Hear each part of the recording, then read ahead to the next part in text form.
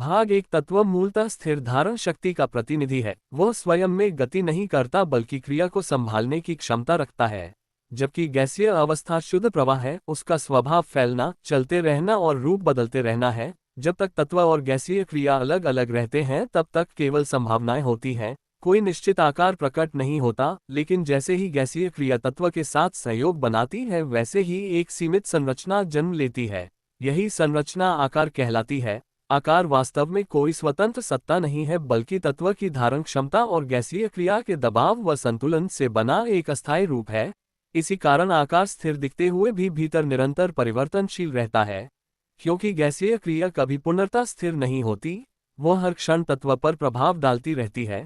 जब ये प्रभाव संतुलित रहता है तो आकार सुरक्षित रहता है, और जब ये संतुलन धीरे धीरे बिगड़ता है तो आकार भीतर से क्षीण होने लगता है। हमें अंत अचानक दिखाई देता है, लेकिन वास्तविकता में अंत एक लंबी प्रक्रिया का अंतिम दृश्य मात्र होता है। गैसीय क्रिया जैसे ही तत्व की धारण सीमा से बाहर जाने लगती है वैसे ही संयोग टूटने लगता है और आकार बिखरने लगता है। इसीलिए शरीर, पदार्थ, ग्रह और सभी संरचनाएं अंत की ओर जाती हैं, क्योंकि वे सभी गैसीय या ऊर्जात्मक क्रिया और तत्व के संयोग से बनी हैं। जहां संयोग है वहां सीमा है, और जहां सीमा है वहां अंत अनिवार्य है। आकार का अंत किसी क्रिया की समाप्ति नहीं है बल्कि उस संयोग का विसर्जन है जिसने आकार को जन्म दिया था। क्रिया अपने प्रवाह में बनी रहती है, लेकिन उसका प्रकट रूप बदल जाता है। यही कारण है कि संसार में कुछ भी स्थायी नहीं दिखाई देता, क्योंकि जो कुछ भी दिखाई देता है वह तत्व और गैसीय क्रिया के अस्थायी संतुलन से बना है, और संतुलन टूटते ही वह रूप समाप्त होकर पुनः प्रवाह में विलीन हो जाता है। हर आकार तत्व और गैसीय क्रिया के संयोग से जन्म लेता है। आकार संयोग पर निर्भर है और इसलिए उसका अंत निश्चित है, पर यह अंत किसी क्रिया का नहीं बल्कि संयोग के विघटन का होता है। क्रिया अपने प्रवाह में बनी रहती है, लेकिन उसका प्रकट रूप बदल जाता है।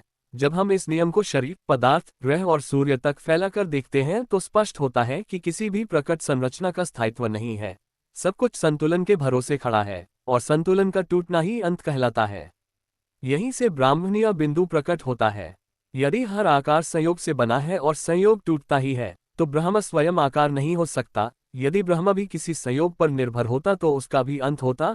इसलिए ब्रह्म को न तत्व कहा जा सकता है न गैसीय क्रिया। ब्रह्म वह आधार है जिसमें तत्व और क्रिया दोनों प्रकट होते हैं, पर वह स्वयं संयोग नहीं है, वह संयोग का कारण है। इसीलिए संसार का अंत दिखाई देता है, लेकिन ब्रह्म का अंत नहीं। संसार बदलता है, रूप बिखरते हैं, आकार विलीन होते हैं, पर वह आधार बना रहता है जिसमें ये सब घटित होता है। इस अर्थ में जिसे हम अंत कहते हैं वह वास्तव में ब्राह्मणीय अंत नहीं बल्कि ब्राह्मणीय निराकरण है। रूप का विसर्जन है, आधार का नहीं। यही कारण है कि हम चलते चलते एक ऐसे बिंदु तक पहुंचे जहां अंत का कारण समझ में आया, पर अंत स्वयं असत्य प्रतीत होने लगा। संक्षेप में एक ही वाक्य में आकार का अंत होता है, संयोग का अंत होता है, पर जिस आधार में संयोग घटता है उसका अंत नहीं होता, और वही ब्रह्म है। भाग 2 ब्रह्मांड की प्रक्रिया प्रवाह। संजय सोनी के अनुसार ठोस, द्रव और गैस कोई अलग अलग स्वतंत्र सत्य नहीं है बल्कि गति के स्तर से उत्पन्न अवस्थाएं हैं। जब गति न्यूनतम होती है तो तत्व ठोस अवस्था में बंध जाता है और आकार स्थिर दिखाई देता है। जैसे ही उसी तत्व में गति बढ़ती है तो बंधन शिथिल होने लगते हैं और ठोस अवस्था द्रव में परिवर्तित हो जाती है। द्रव अवस्था में गति संतुलित होती है, इसलिए रूप बहता है पर पुनर्तः टूटता नहीं। और जब गति और अधिक बढ़ जाती है तो वही द्रव गैस में बदल जाता है, जहां बंधन लगभग समाप्त हो जाते हैं और विस्तार प्रमुख हो जाता है। ये प्रक्रिया केवल एक दिशा में नहीं चलती बल्कि उल्टी भी होती है। गैस ठंडी होकर द्रव बनती है और द्रव ठंडा होकर पुनः ठोस में परिवर्तित हो जाता है। इस प्रकार यह परिवर्तन रेखीय नहीं बल्कि पुनर्तः चक्रात्मक है। इसी को चक्रवात क्रिया कहा जा सकता है। इस चक्र में न तो तत्व नष्ट होता है और न ही गति समाप्त होती है, केवल गति का स्तर बदलता है और उसी के साथ अवस्था और आकार बदलते हैं। इससे ये स्पष्ट होता है कि अंत वास्तव में किसी तत्व का नहीं बल्कि एक अवस्था का होता है, और वही अंत अगली अवस्था की शुरुआत बन जाता है। इस दृष्टि से संसार में जो जन्म और अंत दिखाई देता है वह केवल गति के चक्र में घटित होने वाला रूपांतरण है, न कि किसी वास्तविक सत्ता का नाश। यही गति प्रवाह सिद्धांत का मूल निष्कर्ष है कि जहां गति है वहां परिवर्तन है, और जहां परिवर्तन है वहां चक्र है, अंत नहीं, केवल निरंतर रूपांतरण। जीव की प्रवाह प्रक्रिया। जीव कोई अचानक उत्पन्न हुई स्वतंत्र सत्ता नहीं है। जीव उसी तत्वीय गति चक्र का विकसित रूप है जिसमें ठोस, द्रव और गैस तीनों अवस्थाएं एक साथ संगठित होकर कार्य करती हैं। जीव संरचना तब बनती है जब ठोस अवस्था से एक स्थिर ढांचा मिलता है, द्रव अवस्था से पोषण और आंतरिक प्रवाह मिलता है, और गैसीय अवस्था से श्वसन, ऊर्जा विनिमय और विस्तार की क्षमता प्राप्त होती है। इन तीनों अवस्थाओं का संतुलित संयोग ही जीव कहलाता है। जीव में ठोस अवस्था हड्डी, कोशिका संरचना और आधार प्रदान करती है, द्रव अवस्था रक्त, रस और आंतरिक परिवहन बनकर गति को संतुलित रखती है, और गैसीय अवस्था श्वास, प्राण और ऊर्जा के आदान प्रदान का माध्यम बनती है। इनमें से कोई एक भी अवस्था अलग हो जाए तो जीव संरचना संभव नहीं रहती। इसीलिए जीव न तो केवल ठोस है, न केवल द्रव और न ही केवल गैस, बल्कि तीनों का गतिशील संतुलन है। भाग 3 बहुत सूक्ष्म और गंभीर सवाल उठाया आपने, संजय सोनी। अब इसे गति, प्रवाह और चक्रवात की दृष्टि से गहराई से समझते हैं। जब हम जीव के उदाहरण से देखते हैं, पुरानी और नई अवस्थाएं एक साथ मौजूद रहती हैं, स्थान और संरचना बनाए रहते हैं, क्रिया प्रतिक्रिया निरंतर चलती है, तो लगता है कि चक्रवात क्रिया संरचना बनाए रखती है और यही नियम ब्रह्मांड में भी लागू होना चाहिए। लेकिन सवाल यह उठता है, ब्रह्मांड में भी वही चक्रवात क्रिया क्यों व्यवस्था नहीं बनाए रख पाती? इसके पीछे एक अत्यंत महत्वपूर्ण बिंदु है, स्तर का भिन्न होना। जीव एक सांकेतिक, सीमित प्रणाली है जिसमें गति प्रवाह का पैमाना छोटा और नियंत्रित है। ब्रह्मांड सर्वव्यापक और विशाल है, जहां गति प्रवाह के पैमाने और शक्ति कई प्रकार के हैं।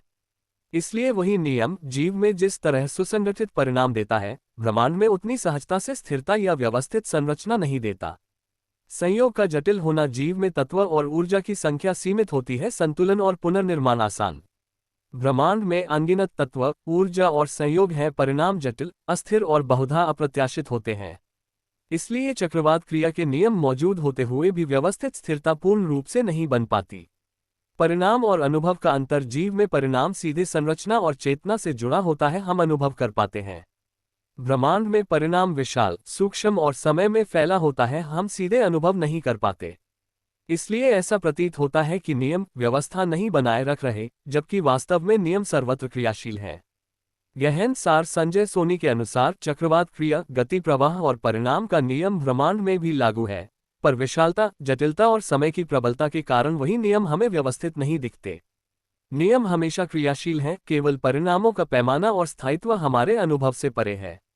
संक्षेप में, जीव इक्वल्स सूक्ष्म, सीमित प्रणाली चक्रवात स्थिरता दिखाता है, ब्रह्मांड इक्वल्स व्यापक, जटिल प्रणाली चक्रवात निरंतर है, पर व्यवस्थित स्थायित्व दिखाई नहीं देता। नियम इक्वल्स सार्वभौमिक, सभी स्तरों पर समान। जीव में जो अंत दिखाई देता है वह केवल अवस्था और आकार का परिणाम है, तत्व का नहीं।